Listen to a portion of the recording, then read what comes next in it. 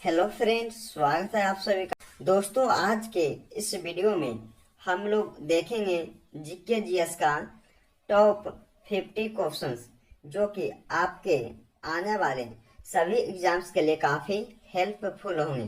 तो दोस्तों, आप लोग इस वीडियो को एक बार जरूर देखें। तो चलिए दोस्तों, शुरू करते हैं। आज का पहला क्वेश्चन है, सिंधु घाटी सभ्यता का प्रमुख बंदरगाह कहाँ पर था? तो सिंधु घाटी सभ्यता का प्रमुख बंदरगाह कहाँ पर था? दोस्तों, अगर आप किसी भी क्वेश्चन का आंसर जानते होंगे तो कमेंट बॉक्स में जरूर से बताइएगा।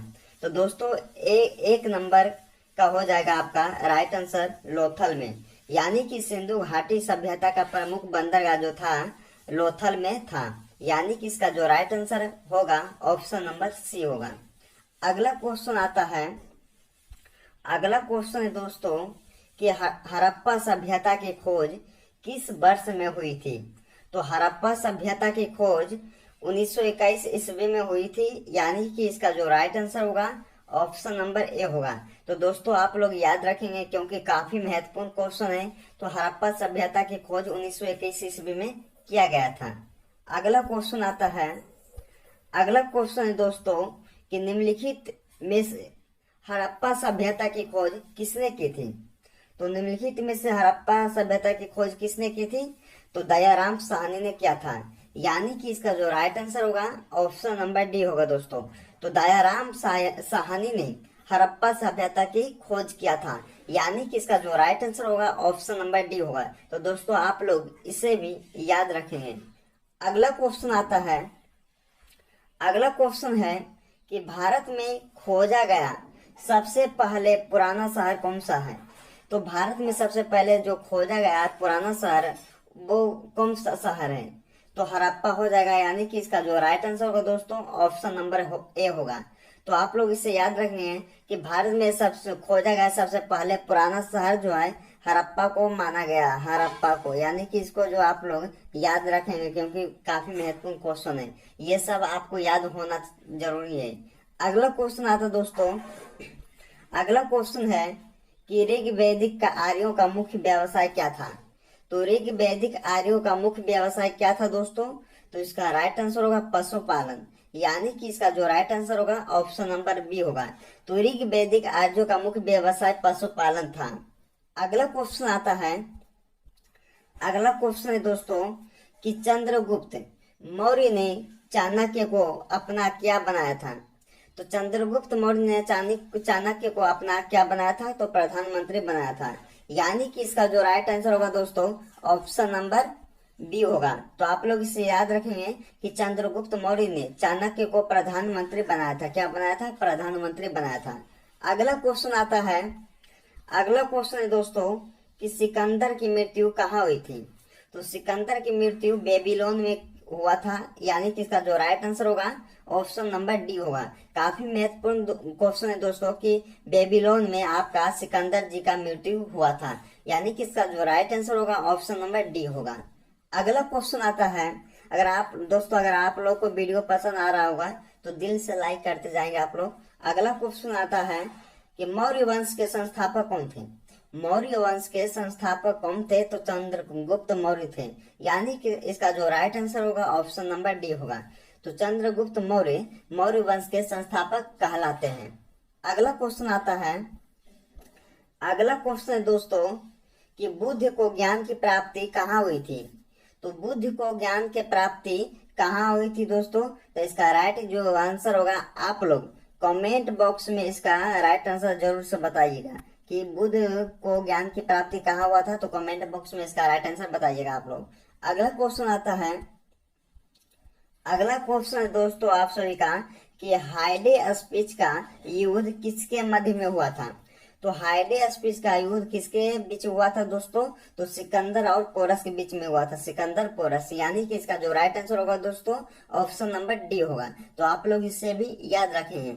अगला क्वेश्चन आता है, अगला क्वेश्चन है कि अशोक ने किस शहर की स्थापना की थी? तो अशोक ने श्रीनगर की शहर की स्थापना किया था, यानी कि इसका जो राइट आंसर होगा ऑप्शन नंबर ए होगा। तो आप लोग याद रखेंगे कि श्रीनगर शहर को अशोक ने स्थापना किया था।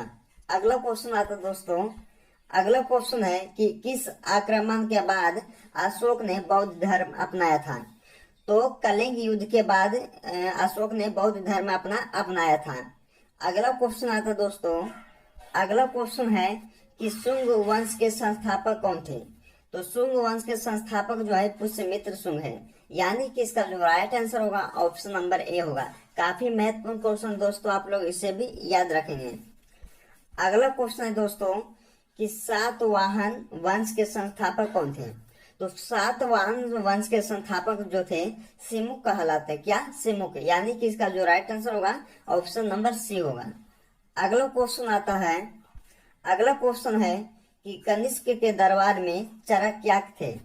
तो कनिष्क के दरबार में चरक क्या थे? तो वैद्य थे। एक वैद्य चरक जो थे वैद्य थे, यानी कि इसका जो राइट आंसर होगा ऑप्शन नंबर बी होगा। आप लोग इसे भी याद रखेंगे। अगला क्वेश्चन आता दोस्तों कि बुद्ध चरित्र किसकी रचना है। तो बुद्ध चरित्र जो है अश्व घोष की रचना है, यानी कि इसका जो राइट आंसर होगा ऑप्शन नंबर डी होगा। अगला क्वेश्चन है दोस्तों, अगला क्वेश्चन आपका कि भारत का आइंस्टीन किसे कहा जाता है। तो भारत का आइंस्टीन किसे कहा जाता है दोस्तों? तो नागार्जुन को। किसको? नागार्जुन को, यानी कि इसका जो राइट आंसर होगा ऑप्शन नंबर बी होगा। तो आप लोग याद रखेंगे कि नागार्जुन को भारत का आइंस्टीन कहा जाता है। अगला क्वेश्चन आता फ्रेंड्स, अगला क्वेश्चन आपका कि निम्नलिखित में से गुप्त वंश के संस्थापक कौन कहलाते थे। तो निम्नलिखित में से गुप्त वंश के संस्थापक कौन है? तो श्रीगुप्त हैं। कौन है? श्रीगुप्त, यानी कि इसका जो राइट आंसर होगा ऑप्शन नंबर ए होगा। आप लोग इसे भी याद रखेंगे। अगला क्वेश्चन आता दोस्तों, अगला क्वेश्चन है कि आगरा नगर की स्थापना किस शासक ने की थी। तो आगरा नगर की स्थापना सिकंदर लोदी के शासक ने किया था। सिकंदर लोदी ने किया था, यानी कि इसका जो राइट आंसर होगा ऑप्शन नंबर सी होगा दोस्तों। तो आप लोग इसे भी याद रखेंगे कि आगरा नगर की स्थापना सिकंदर लोदी के शासक ने किया था। अगला क्वेश्चन आता है, अगला क्वेश्चन दोस्तों कि गुप्त वंश का वास्तविक संस्थापक कौन था। तो गुप्त वंश का वास्तविक संस्थापक कौन था? तो चंद्रगुप्त प्रथम था, यानी कि इसका जो राइट आंसर होगा ऑप्शन नंबर ए सही होगा। आप लोग इसे भी याद रखेंगे कि चंद्रगुप्त प्रथम जो थे गुप्त वंश का वास्तविक संस्थापक था। अगला क्वेश्चन आता है, अगला क्वेश्चन है दोस्तों कि 7 टापुओं का शहर किसे कहा जाता है। तो 7 टापुओं का शहर मुंबई शहर को कहा जाता है दोस्तों, यानी कि इसका जो राइट आंसर होगा ऑप्शन नंबर ए होगा। तो आप लोग याद रखेंगे कि 7 टापुओं का शहर हम लोग जानते हैं कि मुंबई शहर को कहा जाता है। किसको कहा जाता है दोस्तों? मुंबई शहर को 7 टापुओं का शहर कहा जाता है। अगला क्वेश्चन आता है, अगला क्वेश्चन है कि भारत में पहला कृषि विज्ञान केंद्र कहाँ स्थापित हुआ था। तो भारत में पहला कृषि विज्ञान जो कहाँ स्थापित हुआ था, तो पुडुचेरी में हुआ था। कहाँ हुआ था? पुडुचेरी में, यानी कि इसका जो राइट आंसर दोस्तों ऑप्शन नंबर बी होगा। आप लोग इसे भी याद रखेंगे। अगला क्वेश्चन आता है, अगला क्वेश्चन है कि सर्वाधिक अम्लीय वर्षा किस देश में होती है। तो सर्वाधिक अम्लीय वर्षा नॉर्वे में होता है, यानी कि इसका जो राइट आंसर होगा दोस्तों ऑप्शन नंबर सी होगा। तो आप लोग याद रखेंगे कि सर्वाधिक अम्लीय वर्षा किस देश में होता है। तो नॉर्वे देश में होता है। कहाँ होता है दोस्तों? तो नॉर्वे देश में होता है, यानी कि इसको भी आप लोग याद रखेंगे। अगला क्वेश्चन आता दोस्तों आप सभी का, अगला क्वेश्चन है कि अमीर खुसरो किसके प्रसिद्ध दरबारी कवि थे। तो अमीर खुसरो किसके प्रसिद्ध दरबारी कवि थे।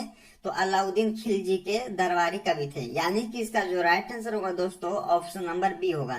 तो आप लोग इसे भी याद रखेंगे कि अलाउद्दीन खिलजी के अमीर खुसरो किस के प्रसिद्ध दरबारी थे। तो अलाउद्दीन खिलजी के। अगला क्वेश्चन आता है, अगला क्वेश्चन है दोस्तों कि लूनी नदी पर स्थित जवाई बांध किस राज्य में स्थित है।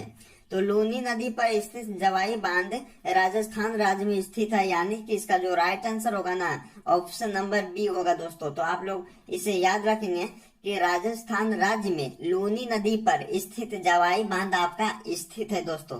तो आप लोग इसे याद रखेंगे। ओके, अगला क्वेश्चन आता है, दोस्तों अगर आप लोग को वीडियो पसंद आ रहा होगा तो दिल से आप लोग लाइक करते जाएंगे, और जितने भी लोग मेरे यूट्यूब चैनल पे नए होंगे तो सब्सक्राइब कीजिएगा और लाइक कीजिएगा, और दोस्तों के यहाँ ज्यादा से ज्यादा सब्सक्राइब शेयर कीजिएगा। अगला क्वेश्चन आता है दोस्तों कि करगम किस प्रदेश का लोक नृत्य है? तो करगम जो है तमिलनाडु प्रदेश का लोक नृत्य कहलाता है, यानी कि इसका जो राइट आंसर होगा ऑप्शन नंबर बी होगा। अगला क्वेश्चन आता दोस्तों, अगला क्वेश्चन आपका कि भारतीय जागृति का जनक किसे कहा जाता है? तो भारतीय जागृति का जनक राजा राम मोहन राय को कहा गया है, यानी कि इसका जो राइट आंसर होगा ऑप्शन नंबर डी होगा। तो दोस्तों आप लोग ये से याद रखेंगे कि राजा राम मोहन राय को भारतीय जागृति का जनक कहा गया है। अगला क्वेश्चन आता है, अगला क्वेश्चन है कि जम्मू कश्मीर में उरी बांध किस नदी पर स्थित है? तो जम्मू कश्मीर में उरी बांध जो है झेलम नदी पर स्थित है, यानी कि इसका जो राइट आंसर होगा ऑप्शन नंबर डी होगा। तो दोस्तों आप लोग इससे याद रखेंगे कि झेलम नदी पर जम्मू कश्मीर में उरी बांध आपका स्थित है। आप लोग इसे ध्यान से पढ़ के याद रखेंगे। दोस्तों अगर आप लोग, अगला क्वेश्चन आता है कि सुंदरवन राष्ट्रीय उद्यान किस राज्य में स्थित है? तो सुंदरवन राष्ट्रीय उद्यान जो है पश्चिम बंगाल राज्य में स्थित है, यानी कि इसका जो राइट आंसर होगा ऑप्शन नंबर सी होगा। अगला क्वेश्चन आता है, अगला क्वेश्चन है कि निम्नलिखित में से किस शहर से होकर नेत्रावती नदी बहती है? तो निम्नलिखित में से किस शहर से होकर नेत्रावती नदी बहती है? तो मंगलुरु से होकर नेत्रावती आपका नदी बहती है, यानी कि इसका जो राइट आंसर होगा ऑप्शन नंबर बी होगा। अगला क्वेश्चन आता दोस्तों, अगला क्वेश्चन है कि निम्नलिखित में कौन सा स्थान जैन धर्म से संबंधित है? तो निम्नलिखित में कौन सा स्थान जैन धर्म से संबंधित है दोस्तों? तो रत्नगिरी इसका राइट आंसर होगा, यानी कि ऑप्शन डी इसका राइट आंसर होगा। तो रत्नगिरी जो है आपका जैन धर्म से संबंधित है। एक स्थान जो ऐसा है जो कि जैन धर्म से संबंधित है, उस स्थान का नाम है रत्नगिरी। अगला क्वेश्चन आता दोस्तों कि आधुनिक युग की मीरा के नाम से किसे जाना जाता है?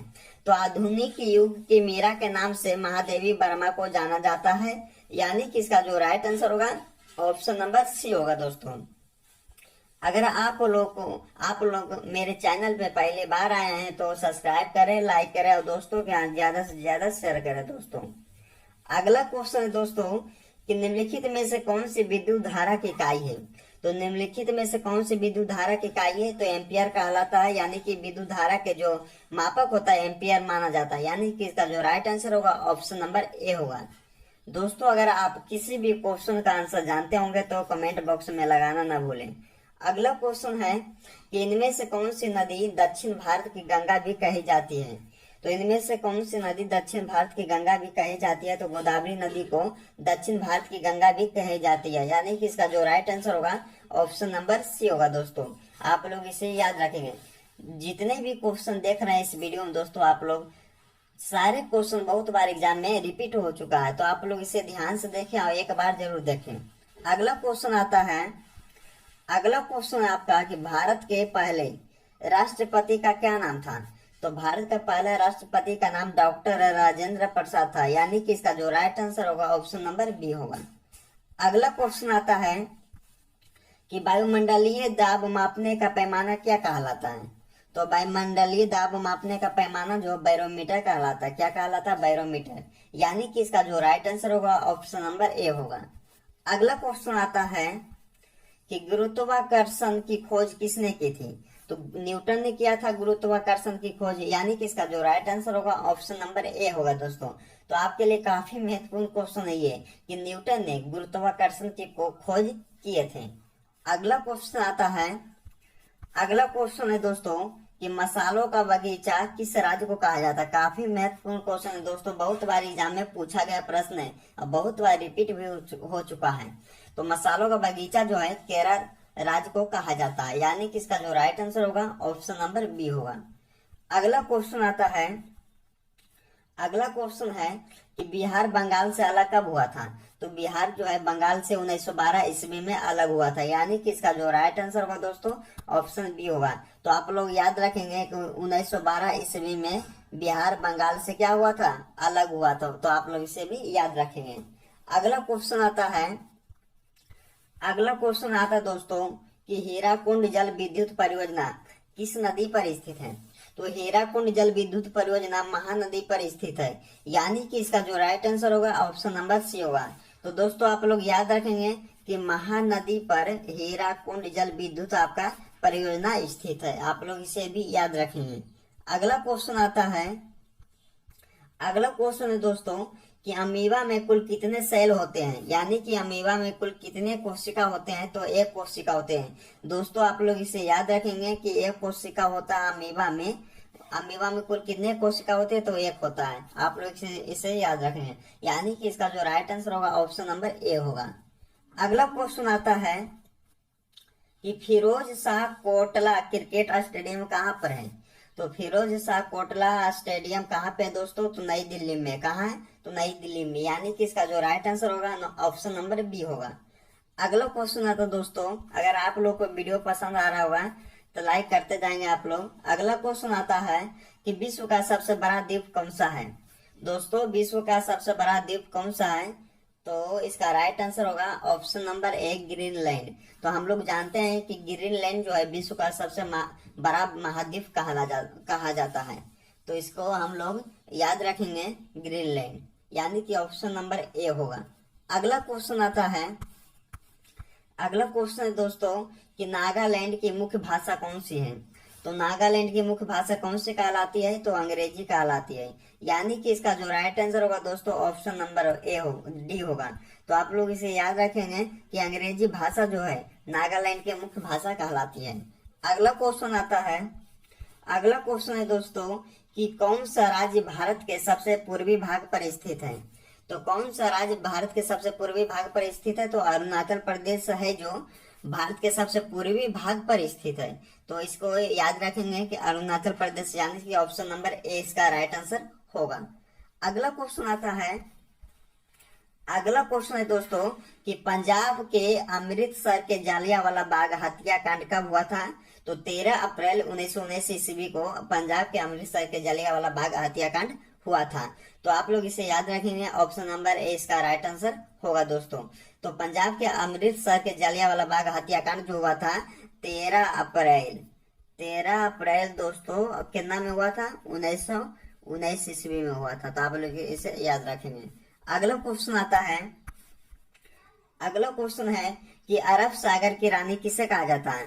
तो अरब सागर की रानी जो है कोचिन को कहा जाता है। किसे कहा जाता है दोस्तों, कोचिन को, यानी कि इसका जो राइट आंसर होगा ऑप्शन नंबर सी होगा।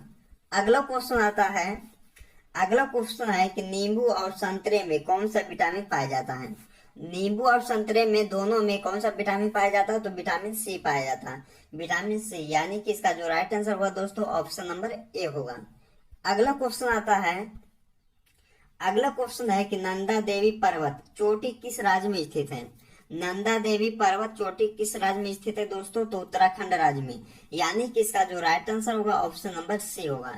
अगला क्वेश्चन आता है दोस्तों, अगला क्वेश्चन है कि हीटर के तार किस चीज के बने होते हैं। तो नाइक्रोम का बना होता है हीटर के तार, यानी कि इसका जो राइट आंसर होगा ऑप्शन नंबर ए होगा। आप लोग इसे भी याद रखेंगे।